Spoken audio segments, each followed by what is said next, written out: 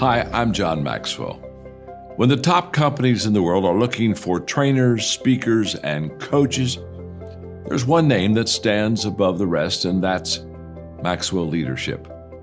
Our certified team members have gotten proven results for companies all over the globe, and our reputation, I'm proud to say, is second to none. Some of our members have risen to the top of their profession, including the one you're going to meet today. I proudly introduce you to my friend Bob Fabian Zinka.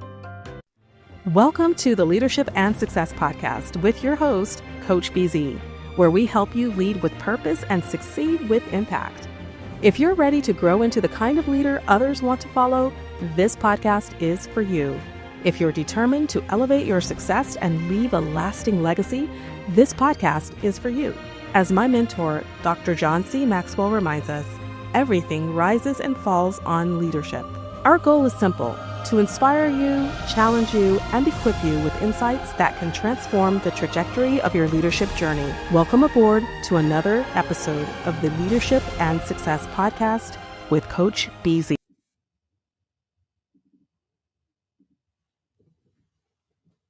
Master Sergeant Joseph Groce.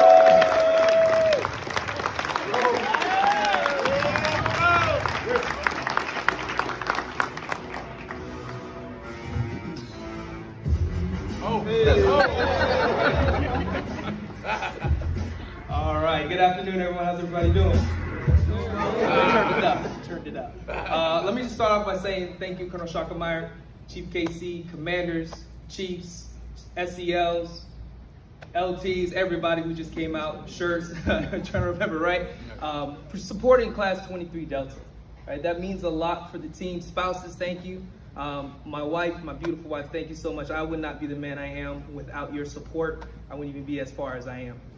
So today I'm just gonna make it real quick, right? This afternoon, I know it's a little bit unorthodox. I'm not standing behind the podium, right? Like, wait, what's going on? This dude's like walking in front of the front thing, like, what's going on, right? I want to share what 23 Delta actually taught and reminded me. You guys heard those beautiful quotes that each of those class members picked? That's the future leaders of this force and one Space Force. Where you at, bro, right? And what they taught me was the growth of the spirit, mind of a hustler, heart of a king. When we started off the course, myself and Chief Kane, right, and I thank you, Chief Kane, for allowing me to even have this opportunity. The biggest thing that they started off in the first week is purpose. Chief, why you do what you do? Sergeant Groce, why you do what you do? Instructors, why you do what you do, right? They wanted to know what was purpose. And that is part of the spirit. Air Force will give us everything we need to be the greatest whatever we need to be, right? Ground transportation, BB, that's me, right? They'll give me everything I need to be the best on the LRS, skills-wise. But character, that requires purpose. That requires value. That requires hope. That's what builds character. And that's Character requires purpose, value, and hope. All right, welcome everyone to another very special edition of the Leadership and Success Podcast. Before I bring in my guest, as is our custom here, we are going to take just a moment for what we call our moment of gratitude. We want to be grateful for something every single time we meet. And part of the reason is because about 22 service member and veteran commit suicide every day in this country.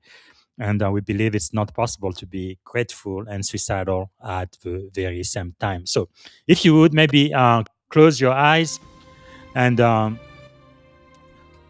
to your happy place. For me, it's probably by the beach somewhere. I love to see the ocean and the soft breeze on my cheek. And I really feel happy and really one with my creator when I am at the ocean. It's so beautiful, the sunshine, and just sublime. So in that place where you are happy, maybe take a deep breath and think about one thing you are grateful for. And right now I am so grateful for all of the mentors I've had throughout my entire career. I joined the Navy 21 years ago as a seaman recruit. That's E1. That's the lowest rank in the military. And from day one, I didn't know anything at all about anything about the service, but chiefs, right, E7, E8, and E9 in the Navy really took care of me. They really showed me pretty much everything I know.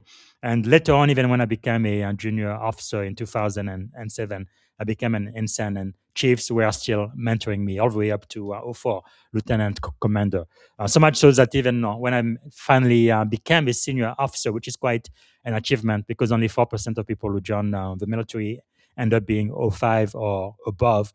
But even then, I still relied on my chief. So I am just so grateful for the chief mess, for all of the E7, E8, E9, from all of the branches of the military out there, because they really run the military. Without them, we are absolutely nothing. So, such a great privilege and honor to be speaking to an E8 today, senior master sergeant. So, let me see if I can introduce him to you guys. So I'm going to be speaking to Senior Master Sergeant Joseph Groce Jr., who also has a DSL, Doctorate of Strategic Leadership. So he is Dr. Joseph Groce Jr. He is a combat-tested U.S. Air Force Senior Master Sergeant, leadership coach, and founder of the Servants Council. More about that during the interview. Really, it's a platform dedicated to developing leaders who serve with heart, with humility, and with purpose. And that's exactly what he was talking about in the introduction video: purpose, art, and humility. With nearly 2 decades of service, advanced academic credentials, including a doctorate in strategic leadership, and a passion for servant leadership and emotional intelligence, Joe has impacted hundreds of thousands of leaders across the military and beyond. His philosophy is quite simple, but it is profound. Leadership is not about rank, it is about relationship. And today we're going to be learning why servant leadership is the future of leadership and how to lead beyond authority and build trust driven influence. All right, so without any further ado, please welcome to the Leadership and Success Podcast, Dr. Joseph Groce. All Greetings, right, everybody. Senior Master Sergeant Joseph Groce Jr. Doctor, how are you doing today, sir? I'm good. I'm very much humbled by that introduction. So I appreciate that, Professor and Coach BZ. Like that was real dope. I'm like, wow, okay, amen. So it is really a great pleasure and honor to be speaking to you today. Maybe to get started, what is one thing you are grateful for today? So I am extremely grateful for my family, for my kids. Yes. That's just one thing that they make me laugh and giggle every day. My daughter just took like 20 of her vitamins at once. So all the fun things that come with family, but they definitely Yes. bring joy to my heart, my kids and my wife. So yeah, Yeah, I'm very grateful for that. you better enjoy it because life. It seems like my daughters were born yesterday, but one of them is out of college now, and the second one is Oh about wow, to go to college this year. So it's yeah. like it just went by so fast. I mean, I really miss Mhm. them being young, and but anyway, it is life. So you just have to get used to it. And what is one thing about you, seniors, that most people may not know when they first meet you? So when they first meet me, one thing they probably do not know is that I can actually bark like a dog. So I usually introduce myself that way to a unit. I just recently did that with Mountain Home here in Idaho Air Force Ah, Base, and yeah, they were all like, "Whoa!" Yeah. So we gotta do, wake up everybody. do you mind showing my audience what that sounds like? Oh yeah, absolutely. Wow, Yeah. So, that's amazing! Wow. yeah, a good bark to wake everybody up. Oh my goodness! In my home, we have a little dog, but he barks louder than he looks. Mm. I always joke, if it wasn't for him, I'd be the only male in my family. But how did you learn to do that? It's so realistic. I think we just grew up around a lot of wild dogs where we Wow, come from. So there was a that's lot of amazing. random dogs, and yeah, so around so much animals, I think I just picked it up. Of course, DMX Wow, was a famous rapper at that time frame too, right? So if you could bark like a dog, you know, those man, those things, those things influence that. true. So, Dr. Groce Jr., for those who meet you for the very first time, Mm. who are you beyond the uniform? Oh man, so that was a great question. It's a very important question. So I would say that for me, beyond this uniform, one, I am a follower of Yeshua Mashiach, or better Mm, known as Jesus Christ. Like really following him, looking at the Gospels. What is Christ calling yes. us to do? Right. I usually invite folks to that. Say, hey, read the Word. Don't just look at the Mhm. people. Read the Word. I'm also a father, so I have three beautiful little kids. I have Yes. Joseph, who's 6, Jayla, who's 4, and Judy, Wow. who's 1. I'm also married, right? So I've been married for 8 Man. years with my beautiful wife, Kimberly. We've known each other for about 10 years. So it's just a beautiful, beautiful family. Yes. And then, of course, I am a coach. I'm a mentor. I'm a professor. So I do those things outside of the uniform, just trying to take care of people and Yes. utilize what I believe God has gifted me with, which is teaching. Wow. So I try to utilize that to take care of folks, encourage them on the education route, and because I know how powerful that encouragement can be. So yeah, Wow, that is really powerful. And I know we're going to be talking about humility and purpose later on. But if you could take us back, let's say you were 19 years old, right? Um, you led vehicle commander in a combat zone. What did that experience teach you about leadership that no classroom ever could? Oh man, I think that's where everybody wants to know what leadership is, right? Leadership is, can I convince people to die with me on the hill? So Mm, whether that's in business or whether that's in military, can I influence individuals? And in that, a classroom can't really teach you how integrity is formed. So what I learned in that situation is, why did they select a 19-year-old kid, 20-year-old kid to be in this lead vehicle position where you're supposed to lead convoys throughout Iraq? And it came down ultimately to my willingness to be self-sacrificed. Like mm, I was more than willing to make sure that I like there's people who will say, I will give you my life. I will give my life for you. It's another thing to prove it and do it. And when people yes. saw that, I didn't know everything, but I think having that attitude of I am willing to die to keep you guys alive and being teachable allowed for everyone else to surround me and say, hey, this is what you need to do. This is how you contact. This is what you do. Right. And competence does play a key part in that. I won't take that away, but it's really character. I think that's what they were looking for. It's like who, because you can't volunteer for lead vehicle at Mm-hmm. all. Like the instructors select you and then you can volunteer for the position. So in our training, they're paying attention to characteristics that I wasn't aware of. And they're watching, oh, this kid is willing to, and they'll ask, so, hey, I'll say, yeah, I'll die. I'll keep them alive. I'll do whatever I need to do to get them home alive. So in that developed integrity. Integrity develops trust, and then Yes. therefore you can influence. So I think that's something that a classroom is going to be very hard to teach. Mm-hmm. Those who've experienced combat in any format, whether Navy, Army, Marines, Air Force, Yes. is probably ringing with them. Like, oh yeah, like I will follow that individual that will die with me, and that will die for me, Mm. and it develops real relationships from there. So that's what I learned Wow. in that period. Yeah, I know you are spiritual, and the Bible talks about there is no greater love, no, than Hmm. a friend who gives his life. Hmm. Uh, where I guess that's really maybe part of the reason why I consider anybody who's ever served in any branch of the military, even if for just one day, Hmm. who's worn this uniform, I consider them a hero. To me, you don't have to actually go to war. You don't actually have to sacrifice your life. Just that you volunteer, right? Because Hmm. in America, we have a completely 100% volunteer military. People choose to join the military, knowing that they might Hmm. potentially put their life Exactly. on the line for their brother, their sister to their right and to Hmm. their left. Where do you think that comes from? Because obviously, it's less than I think 1-2% of people who join the Yeah. military. So most people in America do not feel that way or don't have the courage to do so. Mhm. Where do you think that comes from? Okay. So for me, it's going to be a little more personal, but for me, for that dedication to service, one, I come from a history of service. So my father served in the Navy; he was a Navy rescue. Wow. My grandfather was one of the first Black helicopter pilots in the Wow. United States military, point blank. My great grandfathers and them, they're attached to Tuskegee Airmen. So this idea Wow. of self sacrifice has always been there. You Yes. add faith elements to that. So I remember before I deployed, you got to be careful what you pray for if you're in this Mm-hmm. faith. Be careful. But I said, hey, Lord, let me be a leader. Like these Mm. people are gonna have families, they're gonna have kids. I'm 19, 20. I don't have a Yes. family, I don't have kids. If I die, my Yes. parents can pay off their house.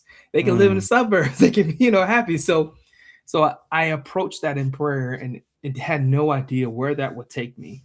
Yeah. So I think that attitude, so it was literally a history of service with the family and then the faith element that led me to like, hey, this is what I'm here to do. Is I'm Yes. here to serve and I'm here to take care. And of course, I had my own personal reasons of, hey, I want to get education.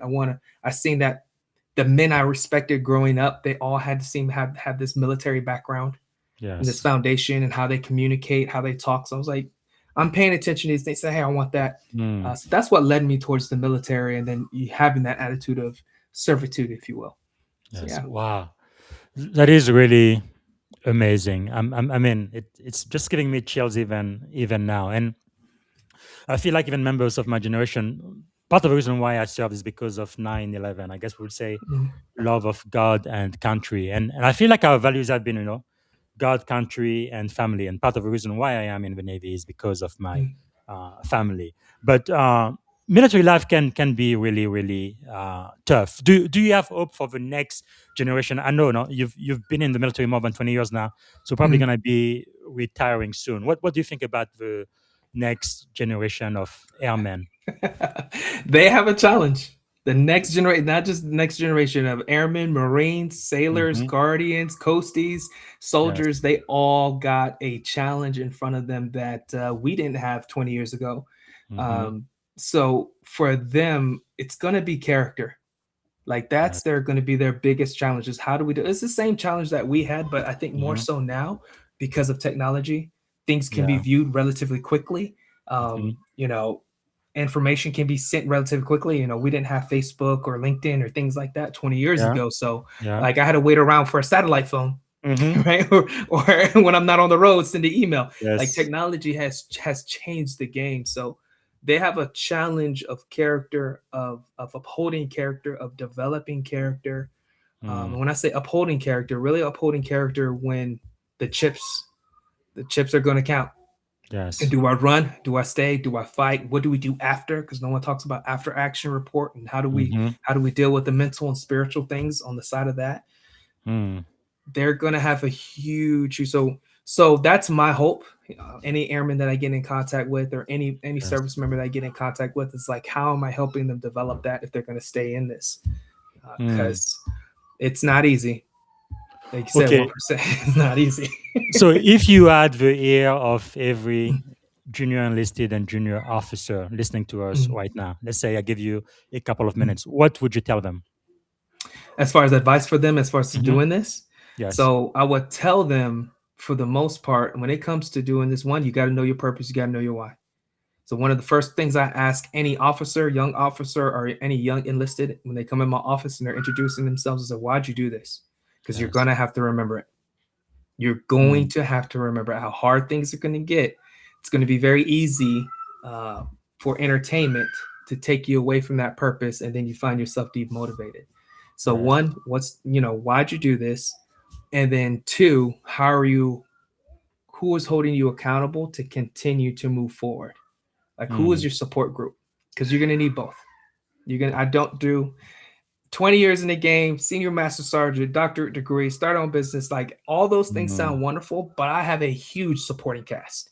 A Yes. huge supporting cast of my family, my wife, my parents, my sister, Mm. brothers and sisters, and wearing the uniform from John Dixon to Cully. Like there's just a whole supporting cast to include Yes. my professors. Like it's a huge supporting cast. So you Mm. can't do this alone. You got to know who your supporting cast is, and you got to know your purpose. And then being able to have the discipline to move forward. And you can get the opportunities from the military. Military is hard, but there Yeah. are some opportunities, I would argue, that will change the game if you stay focused. So Wow, that is really yeah. powerful. Know Mhm. your why and find your tribe. Wow, so powerful. Mhm. Was there a defining moment for you when you realized that leadership is about people, not necessarily about position? Yes. So I got back from that deployment. I found myself in hot water. Well, let me rephrase before I got myself in hot water with the commander. So there was 10 of us that came back. I was the youngest, so youngest in age and youngest in rank. The commander today, after we get back, tells us to write like all the horrible things that we did, that we saw, Mm. because he wanted to publicize it for the base. And everybody looks at A1C Groce, right? So I'm E3, like, hey, Airman Groce, are you? Because you had the most miles, you guys had the most things that happened, and I decided to let the commander know. Unfortunately, at the time, because I didn't communicate well, I didn't Mhm. know what I was dealing with, but I told the commander no, and the commander looked at me and said, "What do you mean?" I said, "Until you experience and do what we just did, I'm not saying anything. And everyone pushed Mm, their papers back. So this includes E4s and E5s. yes, They all pushed their paper back like they wouldn't. So it made me realize, oh, you are. leadership isn't about your position, it's about the Mm-hmm. people. What further made me understand that it is about people was then I found myself in hot water with that commander, get myself in front of a board. Unfortunately, Article 15 is what they're looking at. Kicking me out is what they're Mm, looking at, because obviously I put a target on my back. And I yes. had a group of tech sergeants and master sergeants, so E6 and E7s, that put their rank like on the Mm, line for me to stay in the Air Force. So, long story short, I am feeling extremely shameful and guilty because they had to do that to keep me in the Air Force. They're over at the smoke yes. pit, and I go to them to apologize for my behavior. Like, hey, I'm Wow. still trying to work things. And after I apologize, they apologized to me. And they Mm, said, hey, man, we know what happens when we come home, and we should have been there for you. If we would have been ABC, you would have been hot water. We just yes. weren't as worried about you. So that's when I started realizing, like, hey, leadership has nothing to do with your rank. Like, these are Mm, E6s and E7s. Like, this has to do with people, and yes. like taking care of people and looking after them. And that's when I started realizing, okay, this leadership thing is about taking care of people. It's Wow. clearly about relationships. Man, one thing you said about, your E78 and E9 putting their ranks on the line, I have seen a few commanding officers do that for me. And people like that, I will follow them everywhere they go. If they go to hell, I will go right behind them. Mm-hmm. Because it really makes you realize that people above all else. And when they really, really, truly mean it, right? Mm-hmm. And I feel like you absolutely did the right thing. I completely understand. If you've been through a tough time, a specific, you've had an experience. It's it's not right for you to share that with people who have no idea or no clue Mm-hmm. what it feels like. It's almost like you being a Christian. It's almost as if you're going through water baptism in a way. Yeah. It's almost as Yeah. if you've or kind of like if I take a step back for all of us who are in the military now, like when I was enlisted, I had to go to boot camp. So every single Mm-hmm. sailor who's ever been a sailor in the U.S. Navy throughout our entire 250 plus years of history, all have gone through boot camp. So I know I have something in common with them, which Mm-hmm. makes me a United States sailor. I'm no longer a civilian. I went through the baptism. I know exactly what it means to be a Yeah. sailor. And Exactly. going into a combat zone, that's a completely different Mm-hmm. experience. So I definitely understand that, but at the same time, you went to what we'll call in the Navy Captain Mass, so you're gonna have to pay the consequences, good or bad, for taking your stand. But I Mm-hmm. definitely applaud you for taking a moral stand there, and Mm-hmm. um, I think that's one of those things as a soldier, as an airman, as a service member, sometimes you're gonna have to do what you believe is the right thing, and that is fine. But you may still have to pay a price for it. Yes. Worst case scenario, they could have kicked you out of the service Mm-hmm. altogether. But thank God those E78, E9, they really did what they Yeah. were supposed to. They stepped Mm. up because of what they saw in you. What is that experience teach you? So that experience taught me the power of reputation, because those Yes. weren't just regular E6s, E7s, and like Mhm. those were the guys. Like, Yes. even to this day, like, I could, people were like, hey, I want you to tell me. Like, I don't even want to tell the story because I know that there were even bigger superheroes, is what I argue, Mm. and I Yeah. had them there at that base. So their reputation mattered, right? And it wasn't just based on Yes. competence; it was also their character. So it was something that Mm. I wanted to emulate. And I said, hey, if I must stay and wear this uniform, I'm going to emulate that. What does that Wow. look like? How do I develop that? That's what I learned in that situation, because I was like, nobody, you can't just do it Yes. just because your position. Even as an Yes. E9, like, there's a difference between E9 and Chief for the Air Force. Anybody who's been Yes. in the Air Force, they already know what I'm talking about. So where's your character at? Yes. That Yes. matters. That matters a lot at the Wow. table. Wow. So you have studied and lived servant leadership. What Mhm. does it really mean in practice? So servant leadership in practice really means, can I turn off what the books would call psychological egoism? Hmm. Psychological egoism is saying that we have a natural state of self-interest. Everybody Yes. does, right? That's the debate, but everybody has that natural state of, hey, what's what's best for me? What am I going to get out of it? Mm-hmm. Servant leadership flips that upside down and says, what's best interest for you? Mm. Even if it costs me, even if emotionally I don't want to, right? Yes. So in theory, that's it. But in practice, how do I actually do that? Like, how do I actually Mm. move forward with being able to do that? So as I say, servant leadership is one of the hardest things to do out of all Yes. leadership theories, because I've got to turn that off. I got to be Mm. sacrificial to be able to say, hey, what's the best interest of you? Even if I don't like you, Yes. even if you're messing up, even if you're the person who's creating a toxic work environment, Mm-hmm. I still need to see what the best interest of you is. And there's some powerful Wow. things that come after that. Wow, that is really powerful. So you really have to have that intention. So why Mhm. do you believe then that servant leadership is more effective today than traditional command and control? So I believe it's more because command and control doesn't require emotion. Mm. Requires me to be a manager. So as an EA, all I need to do is tell you guys A, B, C, do it. If you don't do it, there will be a discipline process. If it Yes. doesn't work, I've got officers that I can have, punish you, right? Mm-hmm. It doesn't require much. It only requires headspace. Servant leadership requires headspace and heart space. Really, when we talk about servant leadership, can I love you appropriately? Yes. Right? Mm. Can I actually love? And that doesn't mean I don't discipline. That does not mean that I always agree with you. Like, love means like, how do I do what's in the best interest of you? I Yes. discipline you because this is in the best interest of you. You get kicked out of the military early, you lose all your benefits. This Mm-hmm. is not smart. I need you to get back online, right? So Yes. that's how I believe, like, servantly. And in that, because you have love and genuine love, you have the highest level of influence. Mm. Like, and that's what leadership all goes down to, right? Is that, can I influence these individuals to do A, B, C, D? Well, it's going to be founded on love, because Yes. love is not manipulative. I'm not trying to manipulate you. I really want the best for you. When people start Mm. realizing that, that's a lot more influential than, hey, command and control. I'm Yes. a new senior master sergeant. I'm the chief master sergeant. I need you to do A, B, C, D, E, F, G. Are they Yes. going to get it done? Absolutely. Are they going to do it at excellence? Mm. Unless that's their purpose in life, they're not going to. Yes.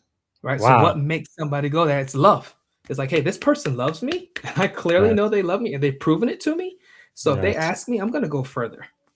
And Mm. that's always going to be more powerful than command and control. That is so powerful. So how do you then balance the love you have for people who report to you, for your team, and the need and requirement of the mission? Oh, that's a good one. That's a great question. How do I balance that? I prioritize it with them first. I know there's a statement that the Air Force says, people first, mission always. I don't believe that. It's people first, mission second. You don't have a mission without people. Hmm. Point blank. And if I can stop the mission, I will stop the mission to take care of people. That does that get me in hot water? Wow. Absolutely. But that's why I get paid E8 money. Yes. That's why I get Ah. paid senior NCO money, right? And Yes. I can explain, like, hey, this is what's happening with these individuals, but I will always prioritize the folks first, because you don't have a mission without that. And the last thing you want to do, Hmm. especially in a combat situation, is to go into mission with the people that are not in the right headspace Yes. for the sake of the mission, right? Like, Hmm. I want to pick as many, I want to help as many. I don't get to pick everybody on my bus, but I Yes. do get to help everybody that's on my bus.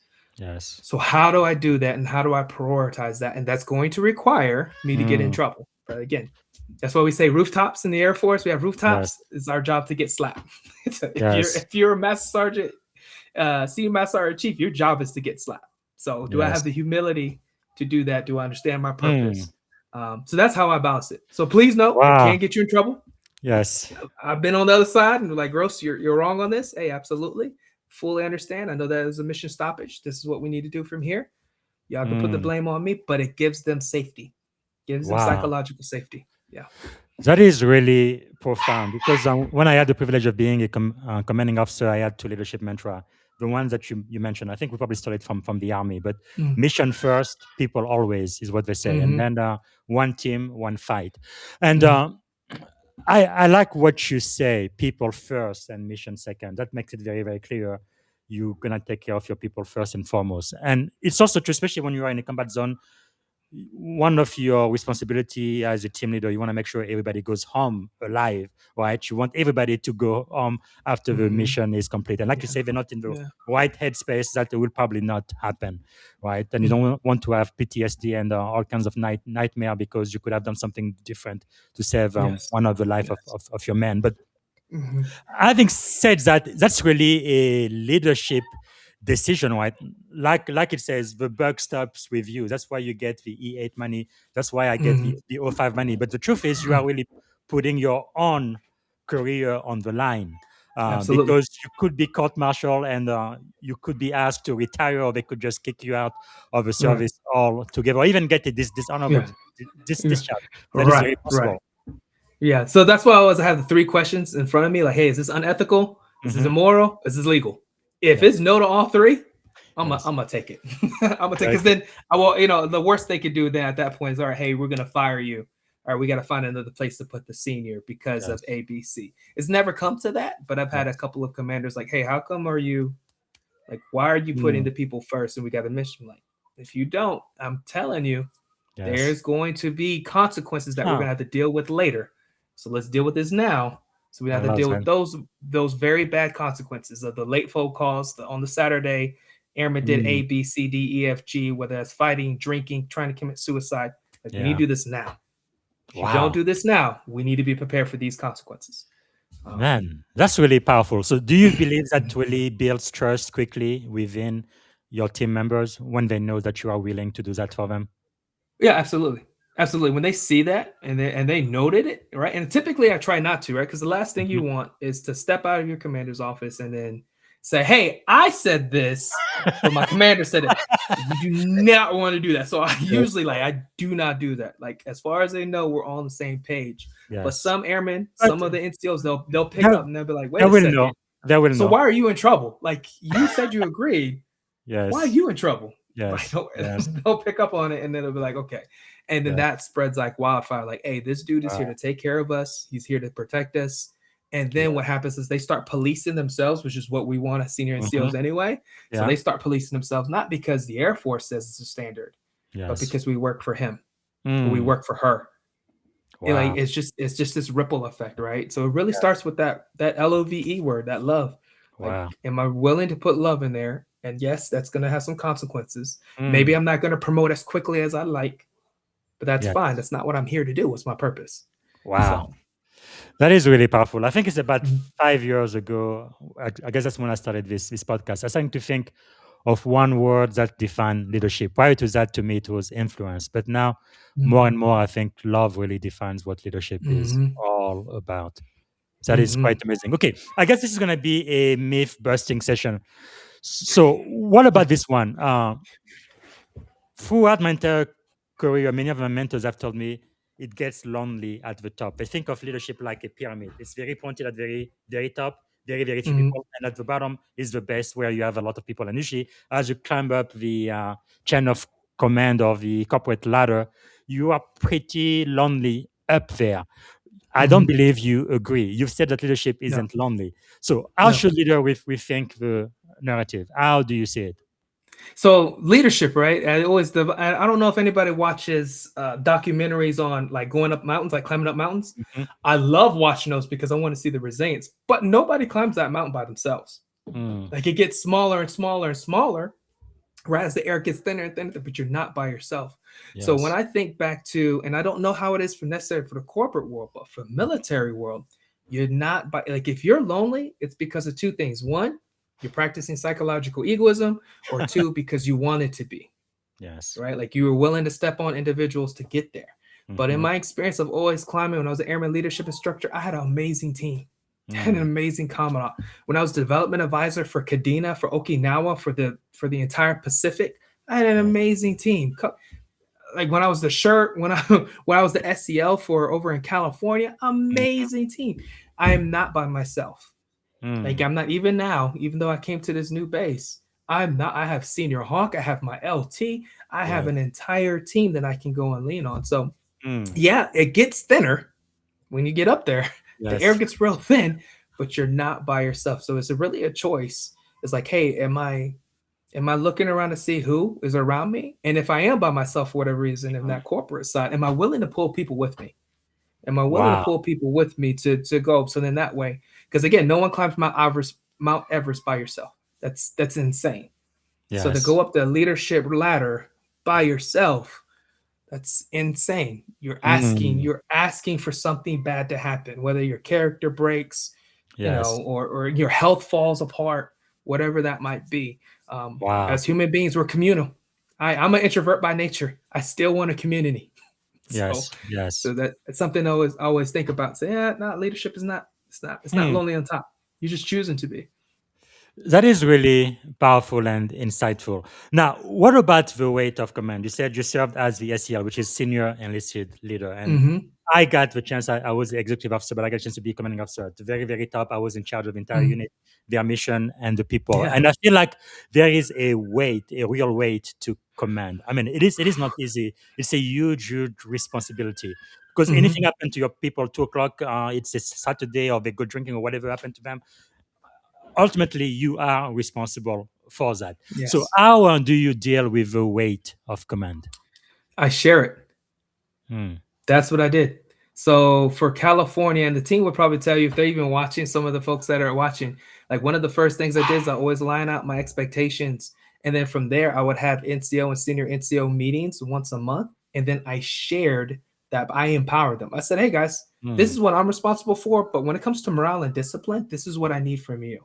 I would Yes. share that weight. So even if we have those problems that come up, I'm not just by myself there at 2 o'clock in the morning. My teammates are there, right? My Hmm. Sergeant Lunas are there. My Sergeant Hobbs are there. Like my other NCOs are right there with me. We're sharing that weight. Yes. So that's how I did on the enlisted side. On the officer side, sheesh, like man, that pressure on y'all. So Yes. my job is also to check in on my officers because that is no joke. Like until for my folks that are enlisted, until you like hit that E7, E8 rank and start working with the officers on your Hmm. side, you have no idea the level of pressure that is Yeah. on them. So me doing my job very well and taking care of people makes his Hmm. job or her job a lot Yes. easier. A lot easier. Absolutely. So I Wow. don't know you can do that on the officer side, but on the Yes. enlisted side, I empower. Like you guys need you guys to run Wow. and gun. Powerful. There is somebody with your last name here. Are you related? Janago says Oh legal, yeah, that's the moral, yeah, and yeah, ethical. that's my sister. Yeah, that's my little sister there. All right, man. You guys are a serving family. Thank you. Thank you. Thank Mhm. you. And we have Mhm. our first question from the live audience. Please let us know, those watching, where you are coming from, what city, what state, and if outside of the US, which country. And also, if you have a question, let us know. And Senior Master uh, Sergeant is going to be answering live. And also, let us know what you are grateful for. Okay. Daniel Young is a very active member of my tribe. He says, okay, Dr. Groce, your hustler leadership is all about heart and relationship. From your experience, what system have to be in place so servant leadership relationships don't crack under pressure? Oh, that's a good question. Oh man, that's good. That's a really good one. So I would say the system starts with expectations. So I'll give an example. As SEL over in California, the first thing I did because the commander is trying to pick who's going to be their senior enlisted leader, Mm-hmm. uh, I told him what my leadership philosophy is and what Yes. my expectation and standards are. So that way the commander can say yay or nay. If he said Mm-hmm. no, like I don't really like that, then that tells me this system isn't going to work. Now I need to figure out what his system is. Yes. In military, I would argue that servant leadership would work, even for those folks that may be toxic in some format, because they're going to see Mm-hmm. the level of influence you have. On the Yes. corporate side, we're talking about return on investment, we're talking about money. Servant leadership may cost you money. Mm. So if that system is not in place for it, then what level of position do you have to influence to change that system? And if you don't have that, are you willing to stay in that company for X Mm-hmm. amount of time until you get to that position to change? Is it worth it? What's your strong, what's your purpose? If not, then you need to roll. So Yes. that was a really great question. Like, hey, what's the system? So for the military, I always make it very clear to any Yes. commander, anybody that says, "Hey, Gross, we want you to lead." Like, here's my expectations. Here's servant leadership. This is what I'm going to do. This is what I mean Mm. by love. This is how we're going to move. Humble, understanding, selflessness. How do I help you with your trauma? Love you through it. Get Yes. to a level of excellence and recuperation. Like, this is what I'm here to do. So if you Mm. got me on your team, this is what I'm going to do. And does that fit the system? Typically, again, military. Even if I go to Marines, even if I go to Yes. the Hell Dogs, right? Talk to them about that. They'd be like, listen, first of all, you're very energetic, and then two, yeah, Yes. we hear you. So if it works with the Marines, it can work with anybody. So that's my That's right. argument. That's right. The few, the proud, the Marines. Yeah. Nobody like Yeah. them. Yeah. So Wow. I hope So that answers the question. Yeah. absolutely. So what is Mhm. your command philosophy? So my command philosophy is very simple, right? Servant leadership. I'm here to serve you. I'm here to love Mm. you, and then I explain what love is, right? And in that, of hey, your best interest, disciplining you when we need to discipline. Let's have Yes. fun, but these expectations needs to be met. So that's my leadership philosophy. And I have a Mm. whole bunch of Powerful. standards, and then I tie it to what the Air Force standards are, right? With our major Yes. graded airmen areas are when it comes to leadership and innovation and like Mm-hmm. how these things play, and then let them know like, hey, here's my expectations. Yes. Let's move from there. And I know that I have to win people over. I know that Yes. rank brings trauma. Not Mm-hmm. every senior master sergeant uh, was a good senior master sergeant. So I have to Yes. understand that this rank can bring trauma. I'm going to have to earn your trust. But I always start off with 100% trust with everyone. I always tell them Yes. that. I'll never have them like, hey, you have to earn my trust. That sends a different message that I don't want sent. Um, Yes. yeah. So Mm. that's But usually my. Oh yeah. I must hope, just like in the Navy, like in my own experience, maybe only once or twice throughout my 21-year career have I seen a chief, senior chief, or master chief who Mm. didn't deserve to be there. For the most part, 99.9% of them, they're just excellent. Like I say, Yeah. they Go really Navy. truly run the Navy. I hope that's the same Go Navy. Yeah. the same experience of the Air Force. Yes. Yeah. So for the most part, Okay. I think what happens is what people would say. Hey, this is an E9 is really more of an individual that's exhausted. Right? Yes. Because at this Yes. point, they're being thrown a lot of things. Nobody really prepares anybody for Hmm. E9 until you put on E9. Yes. So you may have an idea of it, and then you find out this is other thing, and then you have to study Hmm. more. You have to be more people centric than maybe you were used to. Those Yeah. things can wear you out, and anybody who's in pain or anybody who's exhausted, it's not going to be pleasant to be around. Well, Right. maybe So they this is should why it's just. very, yeah. Right. Well, they should have the years by now. Maybe they should just retire. But Mhm.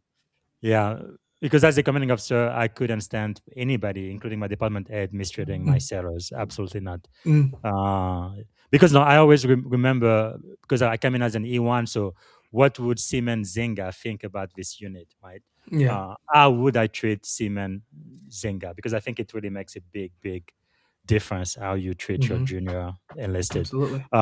And what can you share some of your expectation for your airmen? Yeah, absolutely. So usually, again, our major graded areas is like leadership, followership, right? When it comes to teamwork and innovation. Hmm. So a lot of things on leadership is one followership. Like, hey, don't say Yes, you're a leader until you're a follower. When I that's say right. follower, what's the expectations that are placed in front of you? Leadership Mm, is relationship. So I need you to develop relationships, even including people you don't like. Like one of my pet peeves is favoritism. Don't play that. yes. Sexual harassment. Don't play that. Like these are Mm, the things I don't because it hurts relationship. Like it wow. hurts relationships, and then if it hurts relationships, it's going to hurt mission. So when I Yes. tell them leadership, I'm like, how are you building healthy relationships? How much do you know Hmm. about emotional intelligence? How Yes. are you communicating? Or do you have an open door policy? I have an open door Hmm. policy. Are you having those communications? So that's really what I'm Yes. big. Innovation, make the job easier. That's what I tell them. So find a way Mm, to make the job easier. As it's safe, right? If it's not unethical, immoral, or illegal, let's try it. yes. Let's try it. If anybody gets in trouble, I get in trouble. That's how this Very works. good.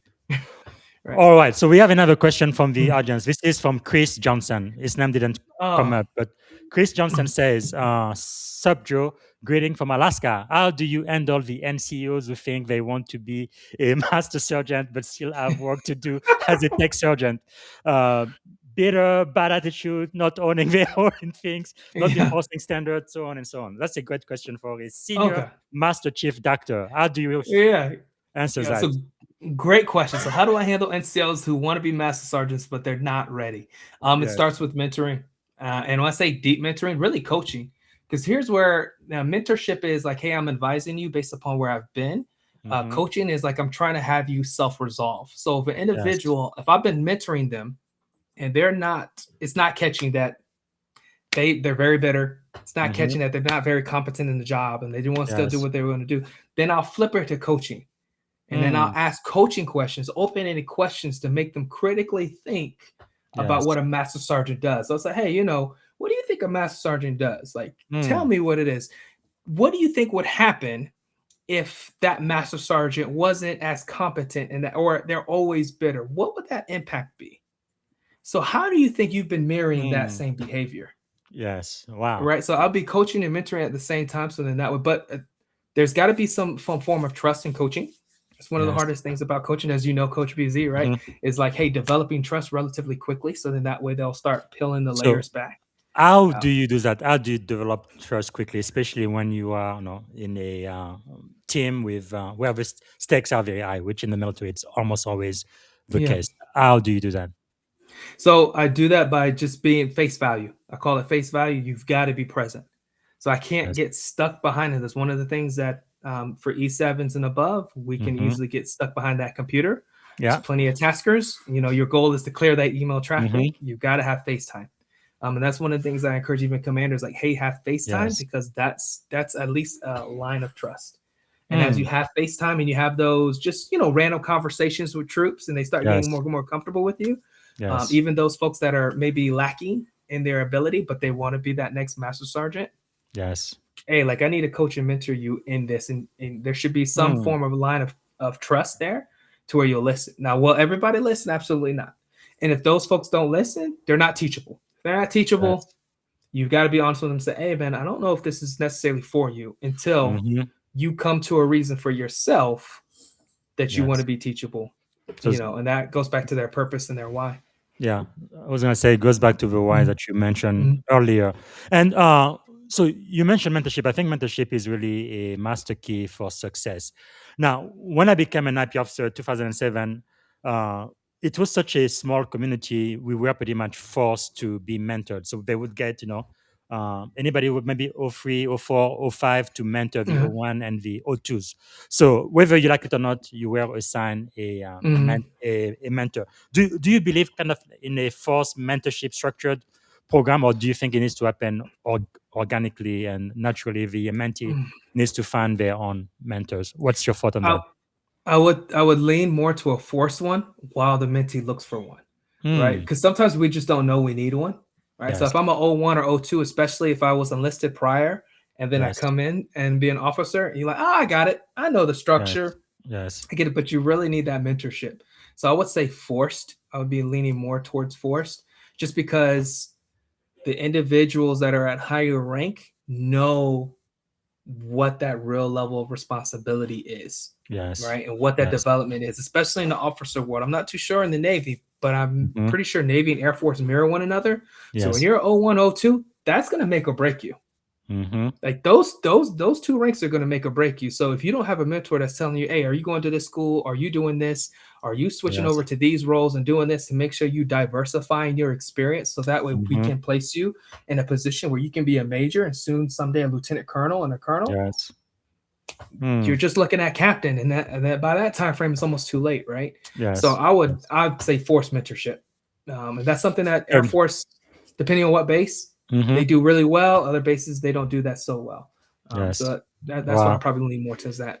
That's powerful. Because of that experience I had when I was an 01, when I became a commanding officer as an 05, I developed a buddy system. Every time we had a brand new sailor in my unit, then they would get a buddy for at least six months, plus or minus their pay grade. So if they're in E4, they're going to get an E5 or an E4 or an E3. But somebody to be with them for the next 6 months, tell them, hey, this is the plan of the month. Hey, this is where we go. This is where we PT. This is where we eat. And so that they know exactly, they get adjusted to this new command. I think that's quite important. Okay, we are already running out of time. I could be talking to you for hours and hours. We have about 12 minutes left. I think I want to talk about your USLA framework for sure. So can you break down your USLA framework for us? Yes. How can leaders apply it starting tomorrow? All right, so hustler framework. Funny story with that one is that I have a board in my office that says "Mind of a hustler, heart of a king." So I was told to go and go and give a speech at the ALS graduation, and I used Hustler. And John Dixon, if he's watching right now, Chief Dixon, he's probably laughing his tail off. But the Hustler framework is this. It's really simple, right? Air Force and military, we typically do leadership and acronyms. So Hustler is H is humility, right? Am I humble enough? If I am humble enough, then I get to the U, which is understanding. I become more understanding of the people around me. As I understand them, I create this connection that makes me want to be selfless, right? That's where the heart and love come from, because now I start seeing us more commonalities and differences. So I will serve you. What happens is, as you serve people, not everybody's going to respond well. Their traumas are going to come out. So whether they're going to offend you or they remind you of an offense, and then that's where we have this choice of, okay, cool, now the trauma, now will I love you or will I lose you? Right? If I lose you, that means that I'm going to take on the responsibilities that you're supposed to do, and I'm going to get exhausted. And because I'm exhausted, eventually I'll be resentful of either leading you guys or resentful of the organization I work for. If I choose to love you, which means, hey, discipline you, get you, like, have real communication, right? Be honest and transparent. What's going to happen is we're going to develop a culture of excellence, which is what everybody wants. And in that excellence, then we'll have time to recuperate. And that's the Hustler framework. Okay, so overall, you said H for humility, U for understanding, S for selfless. And then what about the T? T was trauma. Trauma, yes, you mentioned that. Very good. And the L? L was either for love or loss. So you get a point. You get a point. Yes. Once you hit trauma, you hit the T, right? You got 2 ways to go. Love or loss. If was for excellence, right? Yeah, E was for excellence if you choose love. So if you choose love, it builds a culture of excellence. And then because of you building a culture of excellence, we have room to recuperate. We have room to rest, right? Because we're helping each other out doing that. Right? Wow, if we choose loss. Powerful. Yeah. Wow, I love that. Hustler, humility, understanding, selfless, trauma, love or loss, then excellence if you choose love, and then rest. I love it. It. Wow, this is powerful. Man, you came up with that on your own? There's no AI, no nothing. I was like, that's the Lord. Wow. So as soon as I wrote, I was like, oh, this is fire. I can't even wait. Now, we've talked a lot about humility. Why is humility so critical? Why is it such a foundation for leadership? Oh, man. Humility is critical because it's not passive. Like, you have to intentionally go after humility, right? So I've heard this phrase once. This is, humility is not thinking less of myself, but thinking of myself less. Yes. Right? Wow. It's an intentional act. And I say it's intentional because, again, our by nature is us to be selfless. If you don't believe me, if you have kids, like, just look at them. I have a 6-year-old, I have a 4-year-old, and I have a 1-year-old. It's all about what they want. They're not like, oh, let me give my toy away. Like, it's by nature, right? So humility, it's not passive in nature. I have to go after wanting to really help folks. And that and that's why it's so important in leadership, because now I have to really reflect on, how come I'm doing this? Like, what's the reason why I'm doing this, right? This is why I say, hey, for your social and in your spiritual aspect, because everyone talks about the 4 domains. We'll talk about, lifting weights physically, talk about mental, like, hey, how smart you are, social, who's around you. We shy away from spiritual. I don't, because your spiritual framework is going to give you that answer. That's why I don't shy away from the faith of Christianity, right? When I say Yeshua, Mishak, like, I've studied, because that's my framework for me to go and say, I need to be humble. If my God was humble, then I better mimic my God. Okay, so maybe you don't rock with Jesus. Okay, so Buddhist, is there anything in the Buddhist world that's humble? Well, there is, if you want to go and get to the next enlightenment, right? So I understand each of them, even to the atheist and agnostic. Like, why are you going to be humble? For your legacy. So I know how to do this in coaching and talking to see. And then they say, how do you know that? Yeah, and then invite them, like, hey, to the faith, if they're interested, like, how did you get here? But in that's where that humility piece is. It's like, it's not passive. It is extremely difficult to do, but if you do it, people are going to pick up on it. And it's honey to flies. They're going to come. They're going to come and say, what's going on? Oh, wow, you're really going to help me? Mm, Oh wow, and then yeah, powerful. yeah. I definitely agree. Just like Janice Romero, great Mm, Dr. Groce. This is so powerful. It is simple, but it is so powerful. mhm. Um, I guess another thing with humility is the moment you say I am humble, I guess you are no longer humble after that. Yeah. But it is really so crucial if you are going to lead, because leading with ego is always going to get you into the Hmm. wrong direction, because it's all about me, myself, and I, sort of thing, about Yes. the mission and the Yeah. people. So let's talk a little bit. We're running out of time, but I at least want to Mhm. mention your podcast, this one here, Yes. the Servant Council, established 2023. Can you tell us about that, please?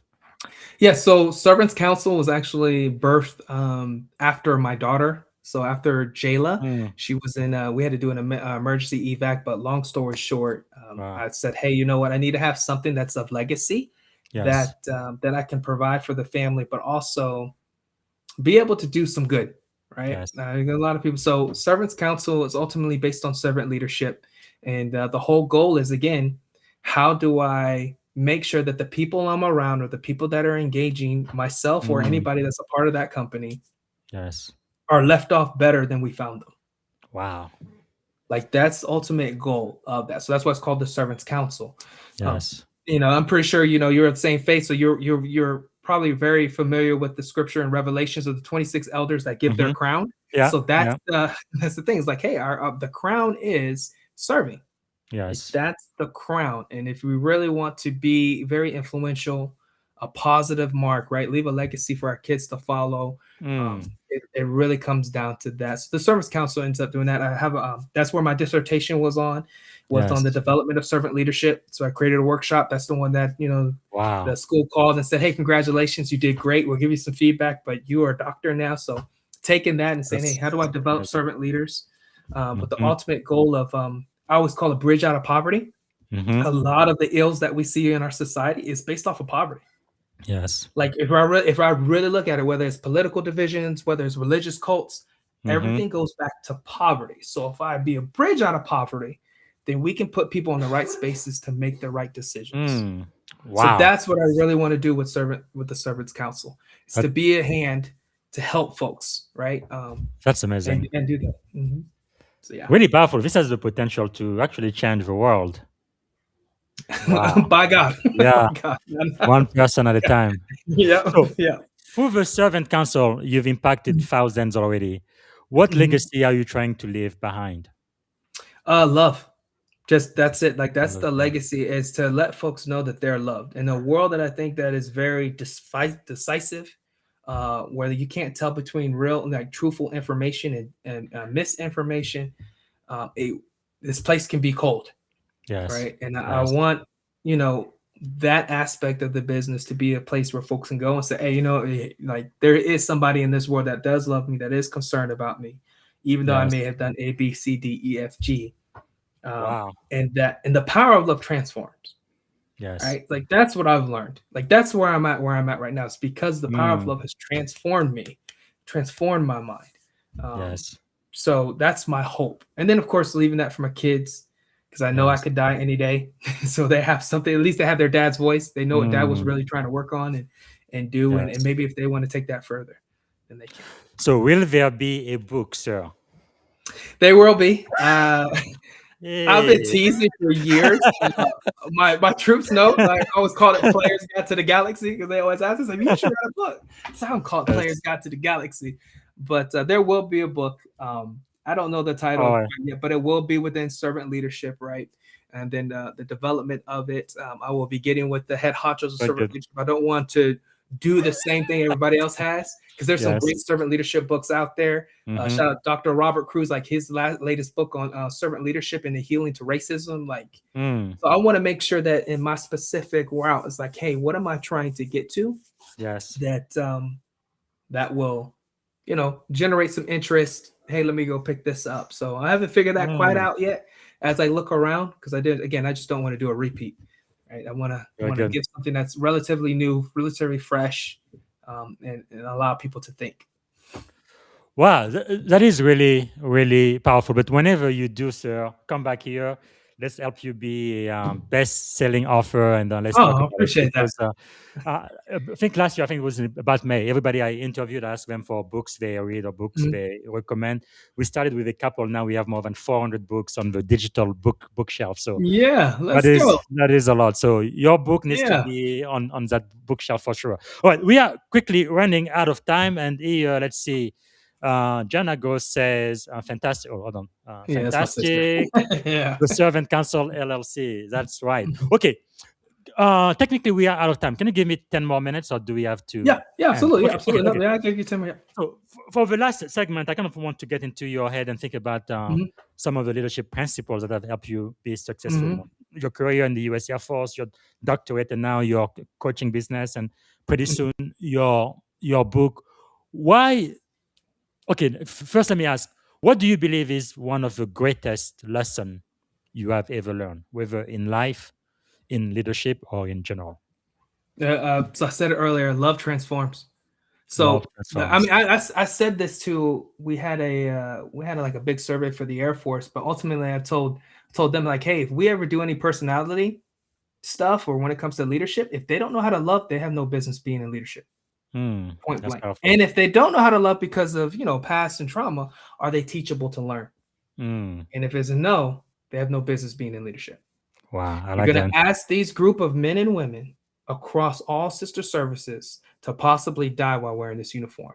If I'm in Mm. leadership, you better know how to love. Yes. And you Yes. better know how to love appropriately. Yeah, that's really something when you are in the military, you always have to think about Mhm, the stakes. Like you said, no, in Silicon Valley or the industry, corporate mhm, America, worst thing that happen, they lose money. But in the mhm. military, people may actually die. Yep. And that's a huge, huge responsibility. Wow. Okay. And why do you think you've been so successful? What's the secret to your success, Dr. Joseph Oh, Groce Jr.?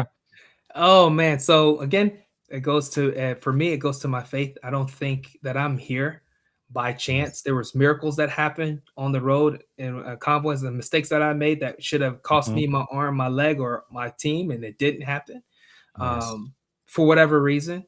And then even for me to go to a doctorate, I just really feel like this all glorifies God. I think that we're at Yes. a time where folks are trying to discern what's real spiritually and what's not. Hmm. And again, I've studied all religions. I am not by dogma. My family Yes. wasn't raised Christian. Like we were, Islam. My closest friend was a Muslim at the time. So if anything, Hmm. I would have jumped to Islam.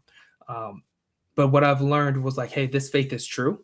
It does Yes. take faith to walk out on it. And in that, I've found that success has always been when I'm following and I'm obedient. When I'm not Hmm. following obedient, this is where I make all the wonderful mistakes. So for Yes. me, that success comes from that. So when they say, hey, doctorate, like it's Regent University, that's a whole bunch of professors that are praying for you, right? That's even from my Yes. master's, that's even from my bachelor's degree, University of Mount Olive. So Hmm. like there's the success is not unwedded from my faith. It Yes. is for me. So my encouragement is like, hey, maybe you're not necessarily Christian faith, or maybe you've been teeter-tottering. Like, really look at it. I will argue again. Don't look at the people. Look at the Yes. documents of what they're saying, right? And look, Mm. like what is probably most true. And what I found is the Christian faith to be the most true. And as I continue doing this walk, God has been faithful even in my brokenness to allow me the opportunity to even go and try to get a doctorate degree and then finish the Yes. doctorate degree while being a senior master sergeant in the United States Air Force, whilst Mm. having a wife who is showing me grace and Yes. mercy as she is raising 3 kids, working her own Mm. job, and her husband Yes. is over here reading books and writing papers. Like you just Yes. can't unwed faith from this. You Mm. can't unwed God from that. So when someone asks me what's the success, like that, it comes to that. It Yes. really comes to that for me. Wow, that is really powerful. And you did mention failure. How Mhm. has failure shaped your life? Oh man, failure has. I heard somebody. What did they say the other day? They said it's not really failure; it's small successes. Mm. And I I'm like I'm that. taking that. I literally heard that yesterday. I was like, oh Yes. man, yeah, So failure has shaped my life and the things that I need to change. Mm. I had a lot of anger in my 20s. Right, my sister's probably listening. She knows the Yes. stories. She's been a part of those stories. If I have my ALS team here, right, they even wrote on my plaque the Joes. Is like when I would get angry, I would shake. They would tell like Yes. he's mad. So those failures of being able to control my emotions and the heatedness, like that taught me the damage it did to relationships, and Mm. ultimately what happened when it came to us trying to work together to get on the same mission, right? Yes. It just, and that's where I believe like meekness is truly strength, right? I always say serving to others is not for the weak, it's for the meek. In other words, it's power restraint. Mm. I restrain my power, I restrain my anger because love tells me that this relationship's important, even if I think it's not. Yes. Right. And Wow. so that's the powerful lesson that I've learned. And of course, anger management, this is like years of work. This does not happen Mm-hmm. overnight. This is one of the things that God let me try to work out on work out, Yes. right? Then just take it away. But that's one of Mm. the things I say a failure or the little success taught me. Yes. That's a good way to look at it. So, what's the leadership failure, if you're willing to share, that shaped who you are today? Oh man, so there's a lot of leadership failures, but the one that comes to mind was when I was in teaching in airman leadership school, and what I felt like betrayed by one of my instructors. She comes in to apologize for that betrayal, and Mm. I just cuss her out in the office. And she leaves crying, and I didn't realize that there's a whole bunch of chiefs outside of my office. So I open the door, and the chiefs are like, I was like, "Hey, chiefs, how you guys doing?" Like I just go straight face, and they were like, "Yo, something is wrong." And then I remember my Yeah. commandant sitting me down and is like, "Hey, man, like, dude, you've gotta work on this." Like, Mm. and I'm going, and shout out to Jeffrey Stoner. All right, he's a retired chief, but he was like, I'm still gonna push you. Like, I don't care that you're going to change behavior because we're on the same mission. You say you care about people, this needs to change. So in Mm. that opportunity, that's where I went to anger management, try to figure out what's the use emotions and Yes. how do I deal with this? How do I communicate this better? And it led me to the road to where we're at right here, where I'm like, okay, Ah. like meekness is truly just withholding because I have a real understanding of what love is and how to move forward with that. So yeah. That is really powerful, and I've seen in my own experience, it's mostly men, although some women may have similar problem too, where we kind of have trouble dealing with our emotion. That's why I also believe a lot of men in the Navy right now, they have PTSD, but they have no idea. They haven't been diagnosed. Mm-hmm. They never say, I need help. They just Mm-hmm. pretend to be alpha male and all strong, Yes. invincible warrior, which is a bunch of nonsense. But Mm-hmm. what would you say to young officers or enlisted who are listening right now, who tend to have, I guess it's really a facade. They pretend to be Yes. tougher than they really are when they really need to be dealing with some serious emotion and do some work. What would you tell them? I'll be encouragement. Like, go get help. I'll give you a prime example, right? We just talked about failure and anger. So I didn't get help until like later on in my career. I finally go to mental health. We do some of the work, we peel back the onions, and I found out that one of my triggering points is when I'm not listened to. When I Hmm. feel like I'm not listening to, this is when my ALS team would say, "Oh, he's getting the Joes because I'm getting Yes. angry." Well, that came back from my first mission, doing convoys, lead vehicle commander. I see what I know is a bomb that can kill us. I call Wow. it up and they don't listen to me. They say, "Hey, he's brand new. He's Mm. green behind his ears." So we go through, there's a contracting team right behind us, and boom, and they're dead. Wow. And I did not know that I had equated to every time someone doesn't listen to me to that event. So Hmm. then I would overflow in anger, right? I would see red. Yes. I didn't know that. Right? If I Wow. didn't get therapy, I wouldn't know that. So now when my wife doesn't listen to me, who's seeing red? Hmm. Like this stuff plays out in your personal life. And you think personal life doesn't Yes. affect your work, it does.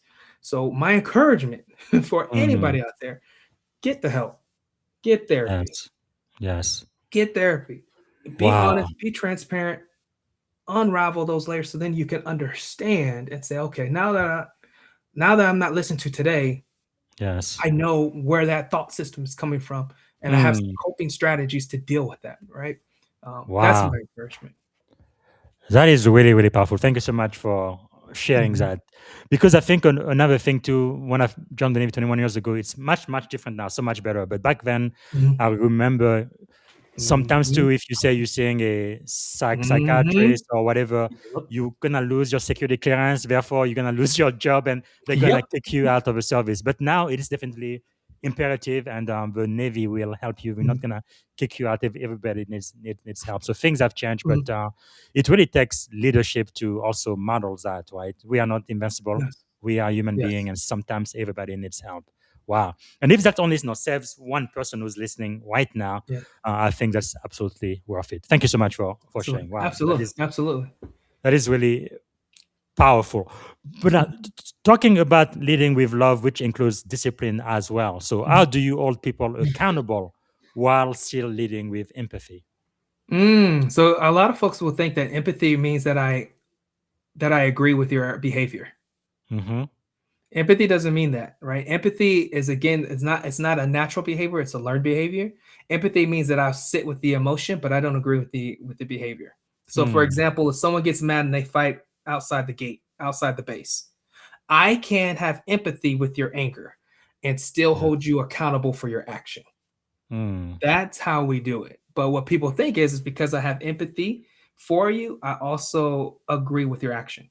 I don't yes. have to agree with your action, but I will empathize with you. So I know what it's like to be angry. I know what it's like to be Mm-hmm. lonely. I know what it's like to, like, we all have those emotions. So it's Yes. really just allowing ourselves to be transparent and connecting with that emotion with that member. Mm, When you do that, discipline typically is a lot better. It's a yes. lot easier to have that discipline situation with them because you're Yes. connecting with them emotionally, right? You're like, hey, I Yes. get it, but we've got Yeah. to we got to handle this. And what are you going to do in the Yes. future so you don't feel this feeling anymore? Not because That's the so Air Force told you powerful. to, Yes. because you don't want to feel this anymore, right? So, Yes, I think becoming a father definitely changed me, and I think children know when you discipline them if it comes out of love or anger. They can hmm tell hmm the difference. oh Wow, yeah. powerful, powerful. Okay, we let me ask you. Okay, if you could choose three people to have dinner with, they could be alive, dead, or even fictitious character. Whew. Who would you choose and why? Three people. Okay. Well, obviously Yeshua. That's number one. Yeah. Okay. Yep, he's gonna be number one. Number two is Nelson Mandela. Mm-hmm. I have so many questions for him. 23 Yes. years in prison, Yeah, I think and you 20, forgive 20, him. 27 was It it? was Yeah. it was 27. Yeah. Yeah. I have Incredible. so many questions. So many questions. Yes. Who would be my third person? Who would be my third person that I would have lunch with or dinner with? So Yeshua, uh, Nelson Mandela.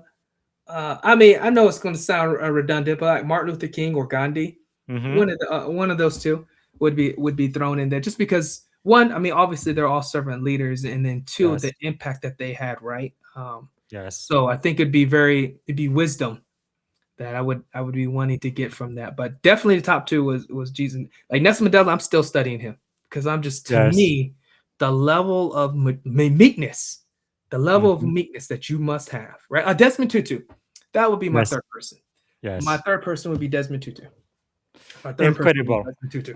All right. Since you haven't written your book yet, you did mention this book by Robert Cruz, Servant Yes. Leadership: A Remedy for Racism in America. Why should we read this book? Because I think one, we have different, or maybe that word racism has different definitions, Mm-hmm. right? So one, it gets at that, and then two, how do we reconcile? Like in Mm. America, we got to do this reconciliation thing. So what does reconciliation look like? And I will say that for some books, when it comes to racism, we look at one ethnic group and we don't do a mirror. This Mm-hmm. book makes you do a mirror, right? So shout out Wow. to Dr. Robert Cruz on that, because man, like, he makes us do a mirror. I'm like, oh man, yeah, that's true. If I walk into a hole and just nothing but white church, I'm like, right? Mm-hmm. Why am I doing that? Servant Yes. leadership. We need to build this bridge. So amazing book by him.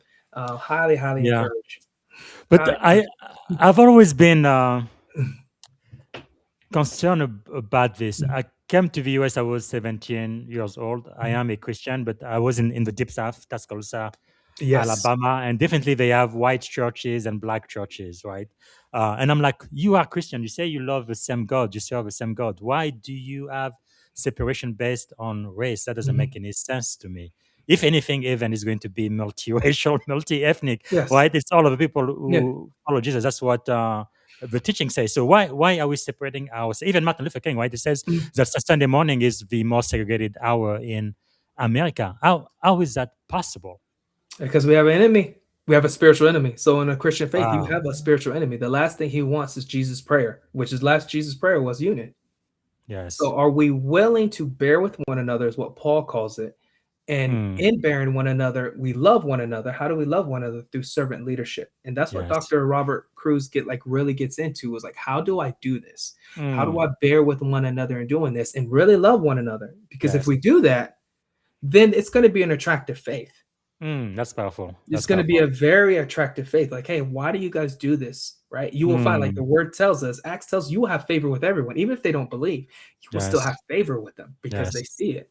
So we Mm. have an enemy. We have an active enemy who Powerful. utilizes trauma, who utilizes sin, and the unwillingness to reconcile to keep the Mm. church separated as much as possible. Man, really treating everybody with respect and dignity, Mhm, regardless of race, gender, or mhm. religion, or whatever. Wow, that is powerful. Okay, is there maybe like a song, a book, or a movie that would be your life's theme or anthem? Oh, man. So a movie would be, it's very old. It's I'ma Get You Sucker. It's Hmm. Marlon Wayne's their first movie. Okay. That's 'cause what me and my father used to watch a lot. It's just really goofy satire. I don't know if there's necessarily a book that's my life. I would encourage those folks that Okay. if they're looking for a good, yeah, you probably Yeah, I seen found it. it. Yeah, 1988. I'm gonna get you, yes. sucker. Yeah. I'm Okay. gonna get you. Okay. I watched that That's movie a million times with my father, and that's just it. Just yeah, that was a wow. very influential movie for me as a kid. Um, Very good. but Okay. Let me ask you: yeah. Is there a leadership lesson Mm. in that movie? So there is a leadership lesson. I usually actually use it for conflict management. I actually use one of the videos for conflict management on there between the mother, the son, who's Jack, and then Hmm. his widowed brother, his brother's widow, when they're trying to Yeah. do a conflict scene and they don't know what's required. So Jack has a Hmm. need, his mom has a need, and then we don't know what's required in the scene, so they argue with Yes. each other, and then Jack just breaks away from his family. So there's a couple of leadership lessons that you Yes. can pull from that, but it's just a funny movie Wow. that like I That's watched. Yep, amazing. that's it right there. That's That's it right. amazing. Wow. Yeah. Cool. Yeah, I think I was Lieutenant JG when my commander taught me how to watch movie to look for leadership lesson. This Mhm. is this is this is great. Okay, I need to land this plan. I've already taken too much of your time, but No, let that's me fine. ask you Yeah. this: if you had one and only one day to live, senior, what would you have Mhm. liked your final contribution to be? Oh man, final contribution would be the first thing I think of is family. I just need to know my wife. Like I need to let my wife know that I love her dearly. That woman Yes. has changed my life for the better.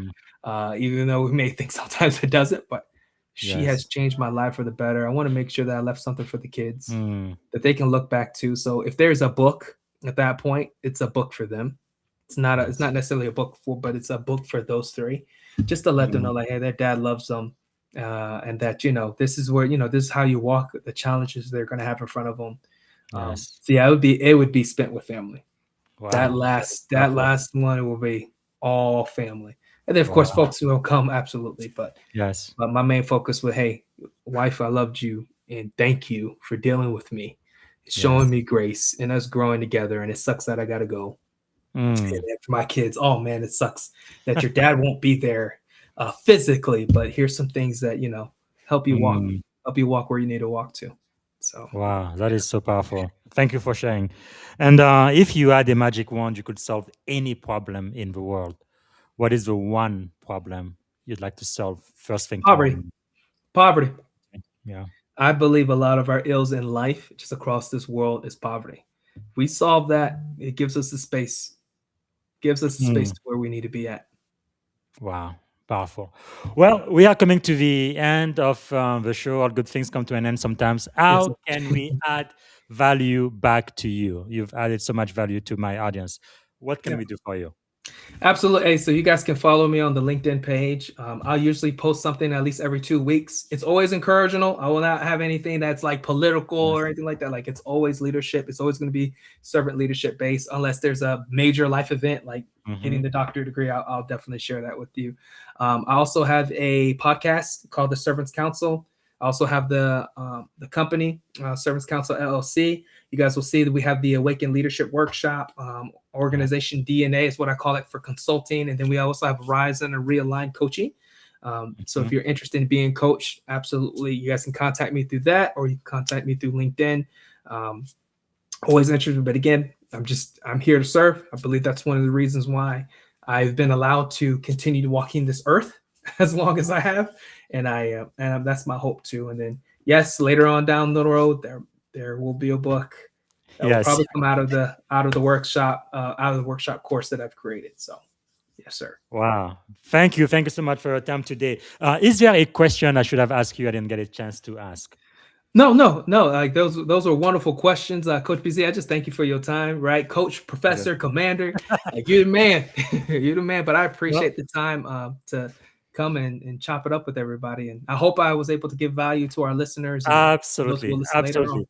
Well, let me ask you this. This might be the most important question. I think this is probably the closest picture I found of you right there.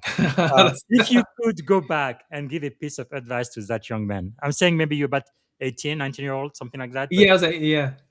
okay, standing at the edge of this incredible career you've had in the most powerful US Air Force, what would you say to that young man? Hey, man, keep the faith.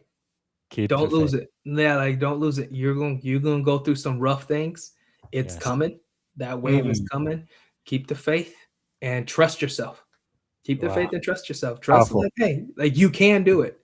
You can do it. So yeah. All right, so we are pretty much at the end. So let me ask you for permission. I know I've already used too much of your Yeah. time, but if you have a couple of more minutes, I want to end Yeah, with a absolutely. Yeah. rapid fire. Okay, let's do this. So first thing Yeah. that comes to your mind, say it. Okay, don't take too long to think. Yeah. What is one word that defines great leadership? Love. Okay, morning routine or practice that keeps you grounded. Prayer. Okay, Prayer and a, music. Yeah.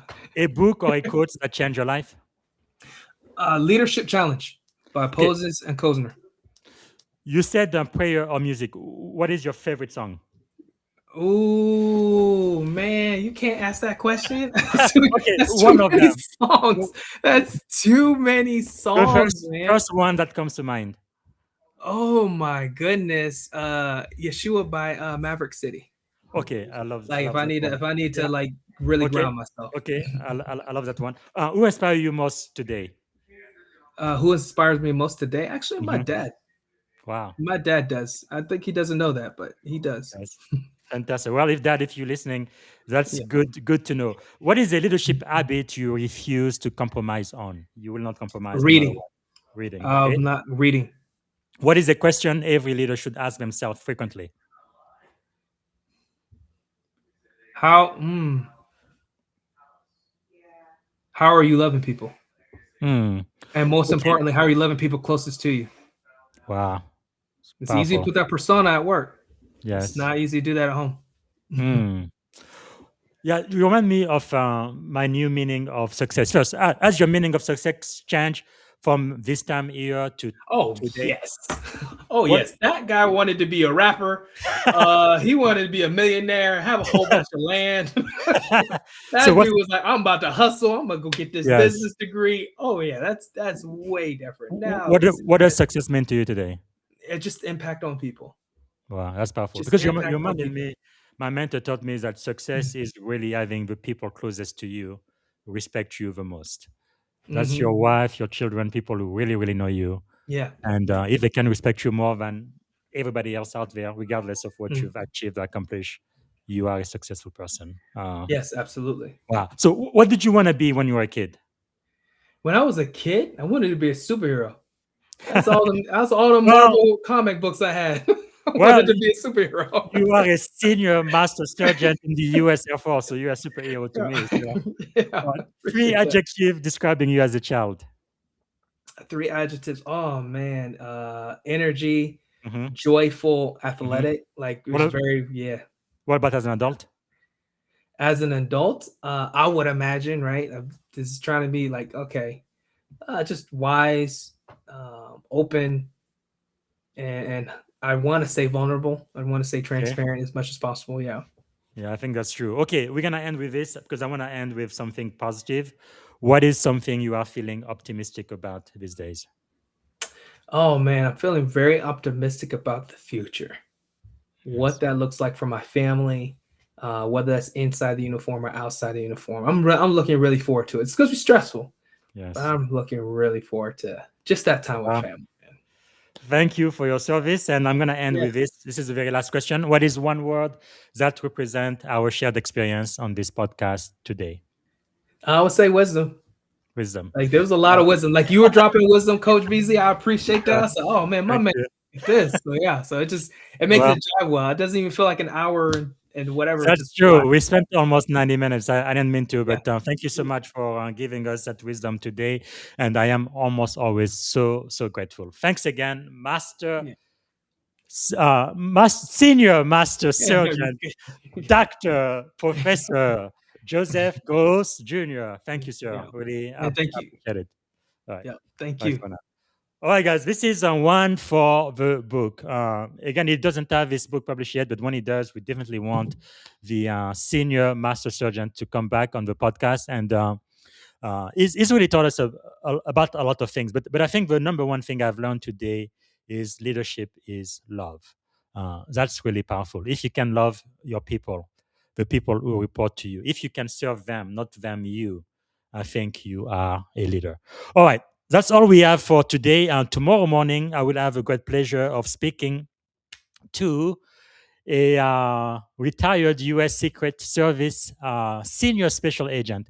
He's now a CISO. His name is Richard Latulippe, and he's written a book, Operation Counter Chaos. So we're going to be talking from agent to CISO inside the cyber underworld of global threats. That's going to be tomorrow morning. And then tomorrow afternoon, I will be speaking to James German. He calls himself a warrior, poet, monk of technology and physics. He's also a LinkedIn top voice.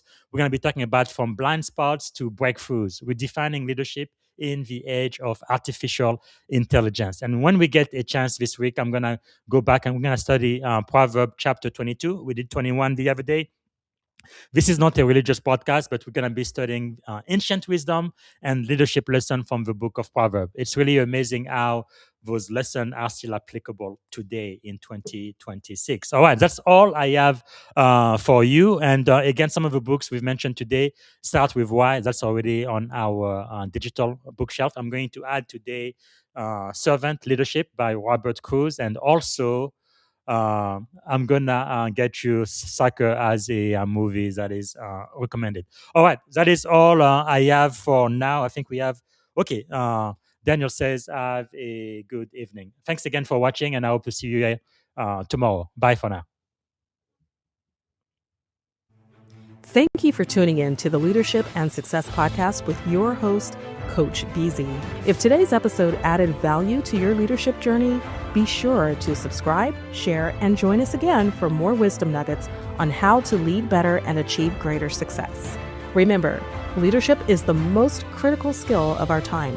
The world will always need leaders to inspire others, drive innovation, and execute meaningful strategy.